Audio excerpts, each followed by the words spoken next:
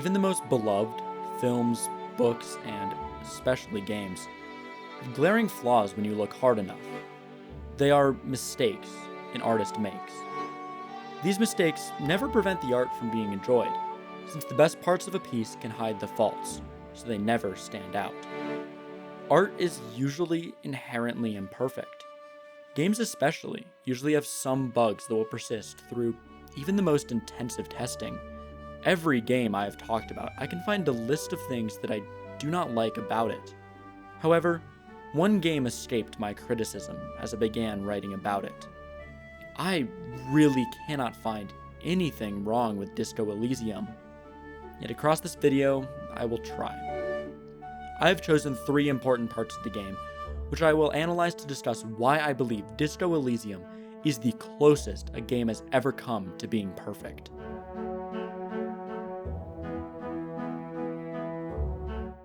Disco Elysium is a game made by Zaum, a studio founded in 2016 by an Estonian novelist looking to turn a world he made for a tabletop game into a video game.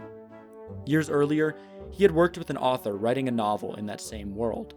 However, it only sold about 1,000 copies, which, after all their hard work, was devastating. The two artists struggled with alcoholism for a while as a result. Eventually, they worked together to overcome this, and made the decision to turn this world into a game. The world borders somewhere along steampunk with a lot of influence from the French Revolution and 70s cop shows. The game was pitched to investors with an expansive world and strategic combat, but as development went on, it took a much more focused approach. Instead, it now only contains dialogue, and is highly focused on delivering its story. Now, for many reasons, it is often good to focus your game design on one thing. In this case, Zaum wanted players to focus their attention on the writing and story. As a result, the combat was scrapped, and many other mechanics were likely tossed aside during development. Modern games often try to pack in cool and interesting features, while Disco Elysium is trying to be as simple as possible. The result of this simplicity is a near-perfect game, which makes it difficult for me to criticize. To explain what makes it so perfect, I will first bring you to the beginning of the game, and how the developers introduced the dialogue mechanics.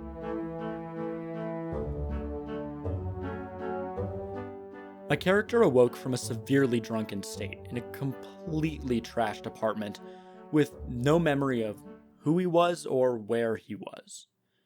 After taking a look around and dressing himself, he makes his way downstairs and finds a man who turns out to be his partner for this investigation. You become aware you are a cop and are investigating a murder, for which the victim still hangs from a tree. The goal of this interaction is to gather information and perform an autopsy. To make it through the autopsy without reaching a game over, your character will have to overcome the smell. Otherwise, he will find it to be too much and will quit his job. The first time, I failed the check and simply had to start over. Normally, the save system would make this a little more tolerable, but for some reason my game did not save, so I had to completely start over. After getting caught back up, I returned to the body and realized I had missed some of the surrounding areas. Now, what is important to note here is what the developer intends for you to gather from this section of the game. The body is one of the first things you come across and is meant to teach you about the game. Not necessarily how to play it, since it is very simple, but what it will be like to play it. I click on some footprints and begin trying checks and analyzing them. Some of the traits I had picked, my character was analytical enough to determine the type of boots that made the footprints, and the weight of the individuals involved in the possible lynching. I am able to study the scene and understand it because of these successful checks better than others may have been able to. This gives weight to the decisions I made in creating and role-playing my character, which are given further merit based on my previous experience of losing since I picked the wrong option. It sets the stage for a very long series of difficult decisions with cascading effects. Next, I once again tried taking the body down after gathering some ammonia to help with the smell. When this doesn't work, I've now been introduced to the inventory and basic checks, which make up most of the game's mechanics. Then, the game introduces its final mechanic, where you will internalize thoughts to provide changes to stats and affect dialogue options. Here, I managed to get my head in line after a period of time and return to the body. By being forced to explore before completing this first task, the player is introduced to the city and allowed to roam while you internalize that thought. In that time, you will find new leads and threads to follow up on. The game is constantly introducing new things to explore and try in order to draw your attention and interest. The autopsy is caked in the strong styling this game is using, and does not shy away from showing what the game will be like. A blend of sarcasm, drama, and nihilism is spread over the top to show you exactly what the rest of the writing will be like. If you made it this far, the game is for you. All within this fairly short interaction, the player is introduced to the story and mechanics without any obnoxious menus or tutorials pulling them away. Of course, the dialogue mechanics are nothing without interesting characters. So let's see how these important figures are presented.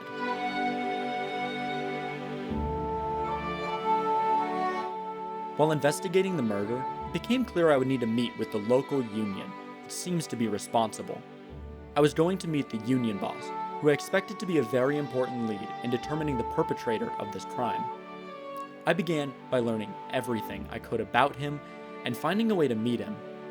Upon getting there, which was already a task on its own, he asked me to sit in a chair, which parts of my mind informed me looked very uncomfortable. After eventually being forced to take a seat or leave, I decided it wasn't worth leaving and going through all the effort to come back more prepared, so I sat down. The chair was so uncomfortable that parts of my deeper conscience began stirring, and my character decided it was too much. I got a game over because I sat in a painfully uncomfortable chair. It was a little frustrating to have to go through everything again, but I came back prepared and ready to start the conversation over. I made many of the same choices and eventually sat down, but survived this time. Before you even properly begin talking to the union boss, the game has already introduced him as an important character in the storytelling. The developers have done a great job making the important players in the story stand out, both in writing and in the game's art. There is a gravity to this man, in the sense that regardless of your path, they all point through this moment in the story when you speak with him. When I finally got to talking with him, he seems to know everything about me and my past, actually using my name, which I had forgotten, and he knew all about the money I owed and even my lost gun, which I had gone through great effort to avoid telling anyone about. I'm quickly learning that there is something larger at play than a simple murder case, and this man in some way is going to be strongly involved. The writers are introducing the key players one by one in as grandiose a fashion as possible. The absurdly large man in his unique way of speaking makes sure he is hard to forget. Throughout the conversation, there are numerous checks, and the game is constantly showing you some information, but never really enough. It is hard to find anything to critique here. Eventually, the man asks you for a favor before he is willing to talk about the hanging. He is quickly characterized as a corrupt businessman, and you are slowly given information about your past through this conversation. The game perfectly executes this whole sequence because of its simplicity. There isn't anything complicated enough to fall apart. Each player is given different results based on random odds, as well as their stats, and the game provides an excellent setup for future conversations and leads that can all be explored. Everything is orchestrated and executed perfectly because of the simplicity of the actual mechanics of the game.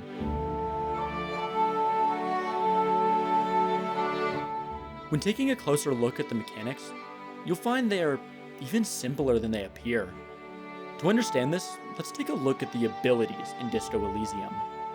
The closest thing this game has to a main mechanic, outside of dialogue, is its leveling and attribute system, which serves to show the player's progression and allows everyone to adjust how their character plays. Now, I am writing this with the perspective of one playthrough, but it seems to me like this large set of options essentially boils down to a few small categories. The first category is any trait that gives the player more dialogue options to choose from. These are things such as interfacing, authority, or drama. A large number of the traits provide additional dialogue options when you are conversing and going through the story. Sometimes they are consequential, and sometimes they are not.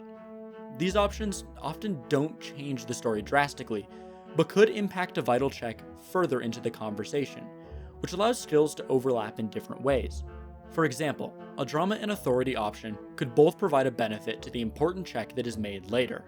In this case, being good at either provides the same effect, and having both is even better.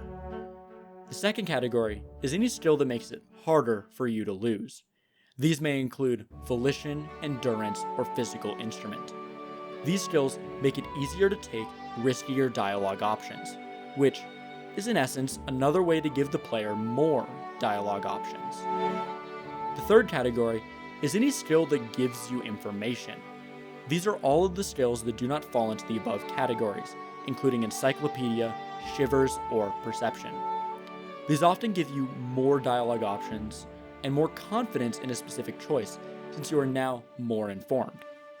It may seem like that is limiting your choices, but the advantage of giving the player more choices is to give them a better chance of making the best or most accurate choice. Additional information does the same thing. The basic idea is that traits do not necessarily change how the game is played. It still tells its story. It just gives you more agency to play your character as you wish. The abilities give the player the option to customize and tailor their experience to match the path they want to take. If the player was given one character with no traits, you would feel like you lack the agency to play as you want. However, the simplicity of the trait system allows the player to focus on the story. It does not matter if you throw all of your points into the worst traits, the game will still tell its story. Disco Elysium is so simple that it borders on being a choose-your-own-adventure book, executed in a digital medium with a physical space to explore. Instead of building around complex mechanics, it is built around incredibly simple ones, with a ton of depth to keep them interesting. Disco Elysium is perfect because it is so simple.